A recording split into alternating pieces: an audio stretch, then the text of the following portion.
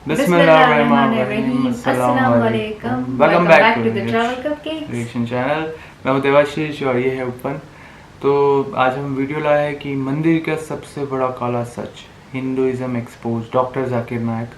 तो देखते हैं कि वीडियो में क्या है, क्या एक्सपोज होने वाला है। चलिए वीडियो की तरफ चलते हैं।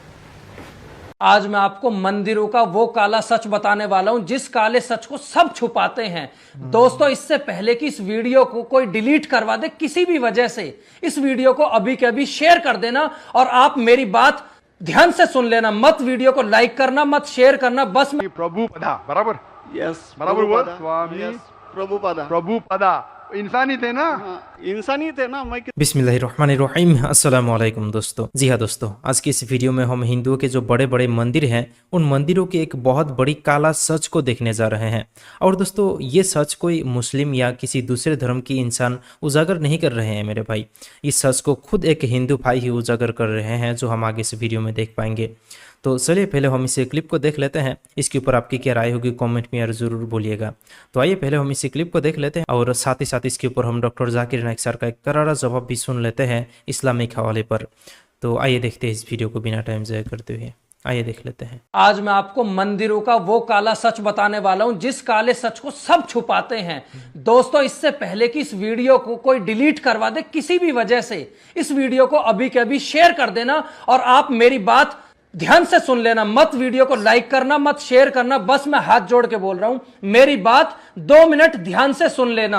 अब से ठीक 3 दिन पहले मैं गुजरात गया, मध्य प्रदेश गया और वहां पर 12 ज्योतिर्लिंगों में से 4 ज्योतिर्लिंग मौजूद हैं।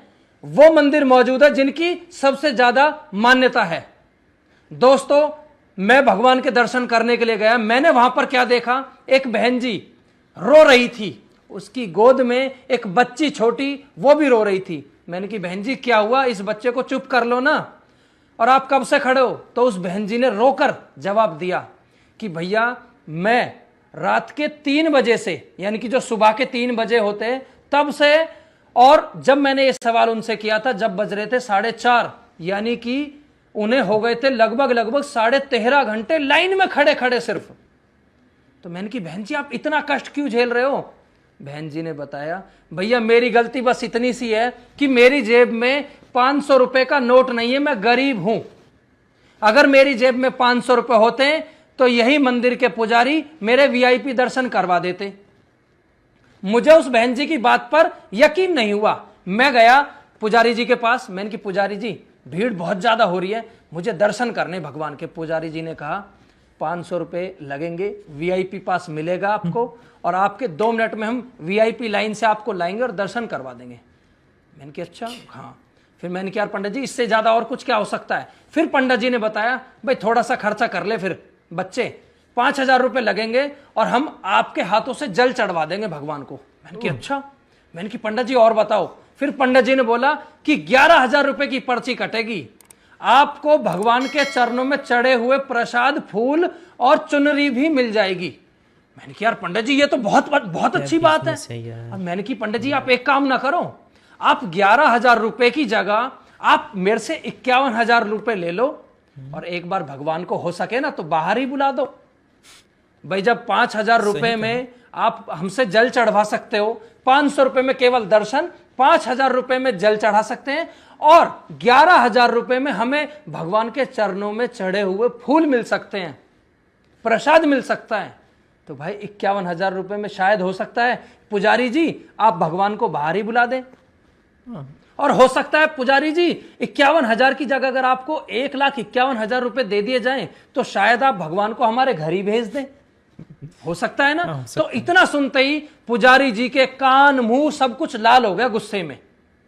उन्होंने कहा कि आपने भगवान को क्या समझ रखा है, यह क्या तरीका बात करने का? फिर मैंने कहा पुजारी जी यही तो मुझे आपसे पूछना है कि आपने भगवान को क्या समझ रखा है। भगवान के दर्शन करने के लिए जेब में पैसा होना जरूरी है क्या? क्या भगवान सिर्फ अमीरों के हैं? क्या भगवान सिर्फ पैसे वालों के हैं? ये लोग बेवकूफ हैं जो अपने घरों से आए हैं, परेशान हो रहे हैं, कितने कितने हजारों किलोमीटर की दूरी तय करके आए हैं, बड़े बड़े दुखों को, कष्टों को झेल रहे हैं। जरूरी नहीं हर आदमी खुशी से आए हो मंदिर, लोग अपने दुख में आते हैं।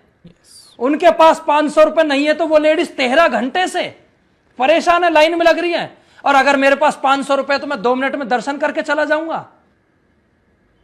दोस्तों, पुजारी जी के पास इस चीज का कोई जवाब नहीं था और मैंने दर्शन नहीं करे। जो सच बात है भाई, मैंने दर्शन नहीं करे। मैंने भगवान से हाथ जोड़े, मैंने कि मेरे मालिक अगर मेरे से कोई गलती होगी हो तो मुझे माफ कर देना। मगर भाई, ऐसे पुजारियों की वजह से जो सच्चे श्रद्धालु हैं, जो सच में दिल से भगवान को बहुत मानते हैं, जो आस्था रखते हैं, उन सभी का विश्वास टूटता चला जाएगा। और ऐसे ही चलता रहा ना, इन पुजारियों की दुकान तो चल रही है बढ़िया, इनके तो पेट भर रहे हैं, मगर सच्चे भक्त आने कम हो जाएंगे। हमारे मजहब में ऊंच नीच नहीं है, काला या सफेद, अमीर या गरीब, राजा या फकीर, कुरान पढ़ सकता है। नमाज के लिए जब उस ईश्वर की हम इबादत करते हैं, जब खड़े होते नमाज के लिए कंधे से कंधा मिला के करते, चाहे वो फकीर या अमीर या गरीब, फकीर या राजा साथ में खड़ा है तो कंधे से कंधे मिला के खड़ा होता है। और आप यहाँ देखेंगे, और मैं अल्हम्दुलिल्लाह कई बार सऊदी अरब गया हूँ और किंग अब्दुल्ला की दावत पे भी गया हूँ। माशाल्लाह उनकी सिक्योरिटी रहती है तो सिक्योरिटी हट जाती है, आप साथ में तो साथ में। अल्हम्दुलिल्लाह, राजा या फकीर, अमीर या गरीब, काला या सफेद, यकसा है। तो मैं ये कहता हूं गुरुजी से, आपके संत से, कि आप अपनी किताब लोगों में आम करो, हिंदुओं में आम करो वेद। लेकिन हिंदू धर्म में सिर्फ ब्राह्मण ही वेद को पढ़ सकता है, क्षत्रिय नहीं पढ़ सकता है। क्यों? तो मैं ये कहना चाहता हूं, आप बिल्कुल सही कह रहे थे कि वेद स्वर्ग की बात करता है लेकिन खुदा की बात भी करता है। भगवत गीता में भी स्वर्ग की बात लिखा है, खुदा का भी लिखा है। आप बोले अल्लाह के करीब आने के लिए भगवत गीता सही है, बराबर। मैं ये नहीं कह रहा हूँ कि वेदों में नहीं कहा, वेदों में बहुत आखिरी में आता है, लेकिन जो भगवत गीता जो है वो डायरेक्ट भगवान हुआ है, यानी अल्लाह ने कहा हुआ है, ऐसा है।